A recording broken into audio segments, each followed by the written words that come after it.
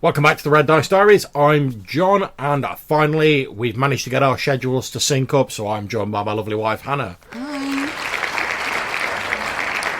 Okay, so Hannah, what are we going to talk about today? You were talking to me a little while ago about something I think you'd seen on Twitter. Correct me if I'm wrong. I don't remember. There's a lot of stuff I see on Twitter. Had said, if the GM rolls a crit... Oh, yes, yeah. But they don't actually want to see the damage done by a crit done. Is it okay to fudge the dice? Is it okay to fudge it? And that's what we're going to be talking about. Cue the music.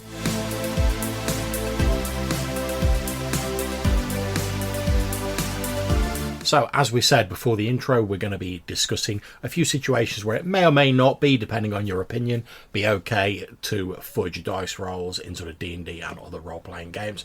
Myself and Hannah have very different opinions on this, to put it mildly, but that's part of the fun of this sort of discussion. So, Hannah's put together a few points where she thinks it may or may not be okay to fudge the dice rolls, and we're going to discuss them. So, just to be clear, we're discussing a standard D&D game. Yeah. And we're assuming that the GM has a screen and is secretly rolling their dice. Not necessarily with a screen, but, is secretly rolling their dice. So the players aren't going to know whether you've fudged it or not. Yeah, and just to point out, that's what we're assuming for these sort of like hypothetical scenarios. Mm-hmm. If you're like myself and you prefer to roll all your dice out in the open, obviously fudging is more obvious. But for the that could be a whole different video or podcast. So for the purposes of this, we're working on the assumption that the players don't immediately know you're fudging the dice rolls. So, first scenario. Yeah. You players have done an amazing job in the dungeon. Okay. But there's like one room left with one trap or one goblin with one arrow. Mm-hmm. They're going on their way out of the dungeon, having defeated the big scary boss. Yeah. So presumably they're a bit beaten up and whatever. They're a bit beaten up, and potentially, even though they've just won that scenario, had a banging evening, and you've got maybe 10 minutes of playtime left. Yeah. Because you'd already got that written on the thing. They go and check that last room and there's the trap or whatever. Yeah, or the goblin sentry or whatever. Yeah. I personally would fudge it and not roll that dice in the first place. Either the trap wasn't there to begin with, the players didn't know it was there to begin with, the sentry wasn't there to begin with. But a lot of people do feel like they've got to run a dungeon as written, especially if it's not one they've run themselves. Okay. So they roll the dice, and it's a crit. Yep. Oh, right. So for me, personally, I would say that the issue here isn't really fudging the dice. Mm-hmm. The issue here is when to roll the dice in the first place. Because in my sort of point of view, you should only roll the dice when there's failure, there's a meaningful chance of failure, or there's a random element going on, effectively. So if you got to the point where they've beat the big bad guy in the dungeon, that they've pretty much made their way out to the entrance, they're heading back into town, they've triumphed, I would probably just fade to black there, and I'd be like, oh yeah, you head back to town, we cut back in with you arriving in town. Unless there's maybe like a random encounter or something along the way. That could happen, if you're doing a hex crawl or something like that. But I wouldn't feel the need to sort of like role play out like every last bit of them trying to like leave the dungeon unless there was some particular meaning behind it. Now, if they'd somehow like bypassed a lot of the dungeon, got straight to the bad guy, beaten him, and then like, oh yeah, but he's still got his orc army in the rest of the fortress or whatever, which makes up the dungeon, then I might say, oh yeah, you've got to fight your way out past all these orcs. But if it was just a case of there's a few little stragglers left and you're making your way out of the dungeon, I'd say you don't need to roll the dice for that in the first place. Mm-hmm. So removing that element, you wouldn't actually need to fudge the dice in the first place. If however, you hadn't done that and you wanted to roll the dice for whatever reason, I would say if you've made that decision that the dice have that level of sort of control in your game, then you should stick to your guns, roll the dice, and if someone gets taken out by that goblin sentry as they flee in the dungeon, well, that's just unfortunate. That's fair enough. So, scenario number 2. Mm-hmm. And this is the one I will fudge every single time. Oh, sounds dangerous. Because I remember those games with a certain GM who I'm going to refer to as George, that used to have combats that used to last hours and hours and hours and hours. And then we'd stop for pizza. And then we'd get back to the combat. Yeah. And yeah. it'd go on for hours and hours. Yeah. Yeah. I hate it when the entire game is nothing but waiting for other people to roll dice. Yeah. Yeah. And I expect a lot of other people get frustrated with that as well. Maybe not quite as much as I do. As far as I'm concerned, if it's gone on more than 3 rounds, then it's time to start fudging things and just get on with it. But I'm just as likely to fudge it against the players to get them out of there and get them moving as I am to fudge it in their favour. Mm-hmm. How about you? Well, I think, again, and sorry, you're going to hear a lot of these sort of wishy-washy answers during this episode from me, folks at home. But again, I don't think the problem really is fudging the dice here. I think the problem is, as you were saying, the problem is that a combat's gone on too long. It's boring. You sat around twiddling your thumbs, waiting for something to happen. And I think that speaks to a larger problem than just fudging the dice. And while you can certainly sort of sort it out by fudging the dice to make things go a bit quickly, I think that's really just like a stopgap measure that doesn't really address the actual problem. And you're going to have the same problem again the next time a combat comes up, and you'll end up having to fudge it again. Whereas the actual problem is either the combats are being paced wrong, or they're not being kept exciting enough. And now you can have a long combat that's perfectly fine as long as it's exciting, it's interesting, and there's things to do. Or there's a variety of different enemies. Maybe the scenery you can, you're swinging off chandeliers, you're kicking barrels at people, stuff like that. You can keep it really exciting and keep the pace going, but you have to sort of keep that in mind. It can't just be a case of Orc 57 steps up to hit. Let me roll a dice. Right, player number 3, roll a dice. Orc 58 steps up, roll a dice. That's quite boring, but the problem isn't that you need to fudge the dice. The problem there is that the GM isn't, possibly the players as well, because obviously it's a bit of give and take, is they're not putting in the work to make the combat interesting. Now, that could just be a case of you taking too long with your descriptions.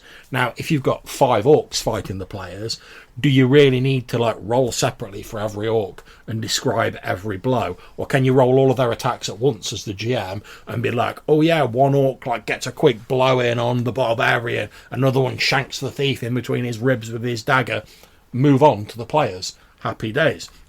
The problem could also be maybe you've got a player who really choose the scenery or deliberates over all of their things, and they're oh yeah, I'm not sure if I'm going to use my bow. Maybe I'm going to use my dagger, or when I've got that scroll in my backpack, and that can take a lot of time if you're sort of almost paralysed by the amount of options you've got. Now, again, as the GM, there's a number of ways you can resolve that without fudging. After a while, you can just say to the player, we're going to need to move on. I don't know if you remember the game that Great Khan ran for us, that his system was, yes, we will roll for initiative, but when I say your name, you best have an answer of what you're doing and the dice in your hand ready to roll. Otherwise, I'm moving to the next player and you're just losing your turn this round. Yeah, and I've heard of... That was, I think, a 12-player game, so it was essential. Otherwise, it wouldn't have worked at all. Yeah, and I've heard of numerous GMs who they give you a few minutes, and if you've not made your decision, they move on and they say literally your character was stood around trying to decide what they wanted to do, and you miss your action. Now that might seem a bit extreme, and it's not the first solution I'd recommend off the bat. But if you've constantly got a player who every time the action gets to their turn, the game just grinds to a halt, and to the point where it's annoying the other the players and the GM, you're going to have to put some system in place to deal with it, because it might be, if it just happens occasionally, maybe a bit of fudging just to get you over that. Or if it's the first time, you might be we haven't got time to address this now. I'm just going to fudge it to speed it up on this occasion. We'll get to the end of the session, then we can have a talk about it and work out what we're going to do in future. That's fine. But at the end of the day, if you don't address the root problem, it's just going to keep recurring. And again, as I say, I don't think the problem is the sort of fudging of dice. I could see why you might do it there, but I personally would prefer other solutions to it. So, scenario number 3. Mm-hmm. What about if your players are very young? Okay. exact same setup. So you're rolling your secret dice,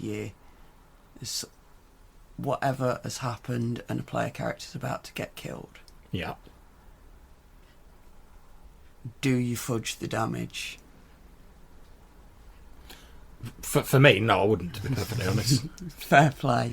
Now, I know you haven't really run many games for kids. I've only run a couple. I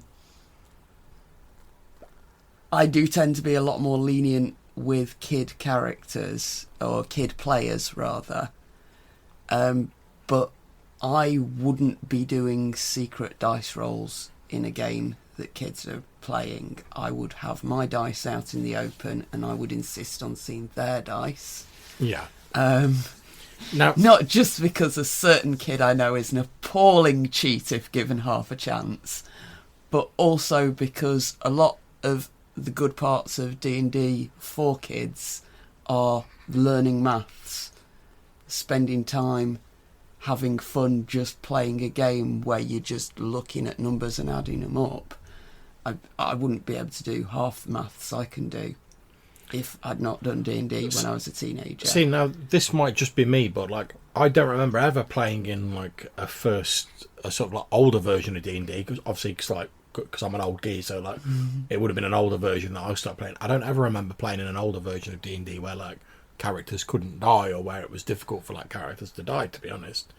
That was just sort of how the game was played. Now, see, the thing is, I was 13, 14 when I got into playing D&D, but I have run games for kids as young as 3 and 4. Okay.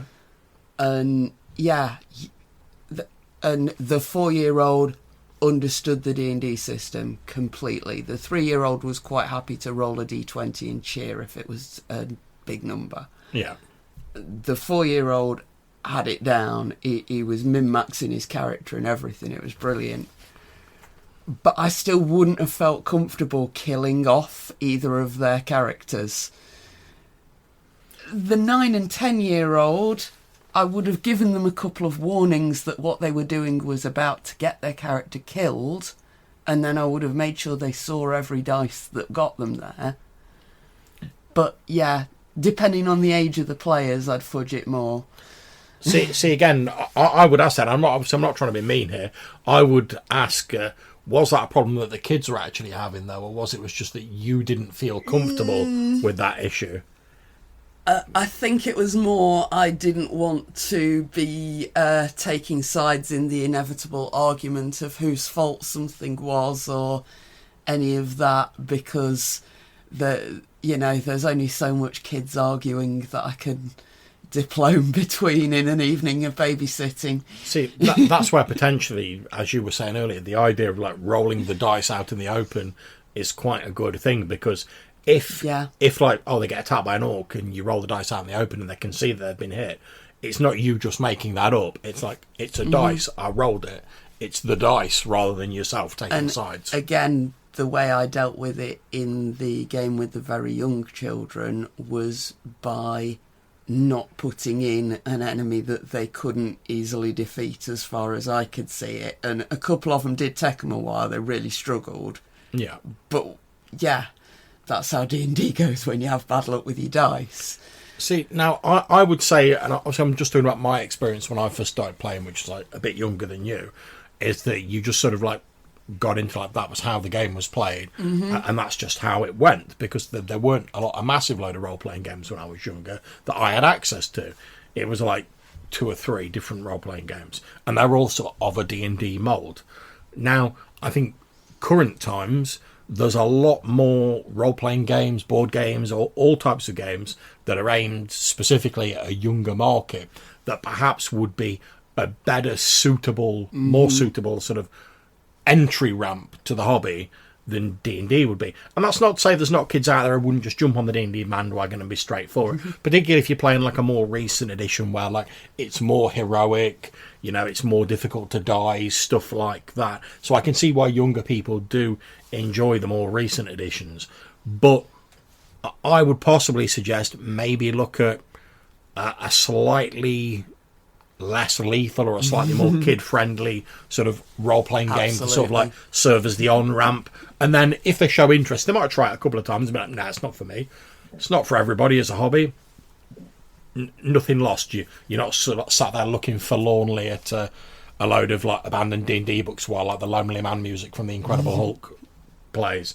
But if they do love it, you can then maybe later on say, when they're sort of like a bit more older, they've got a bit of a grasp of it, you can then maybe say to them, oh look, do you fancy playing some Dungeons and Dragons? Now this tends to be a bit more dangerous for characters than the one we've just played.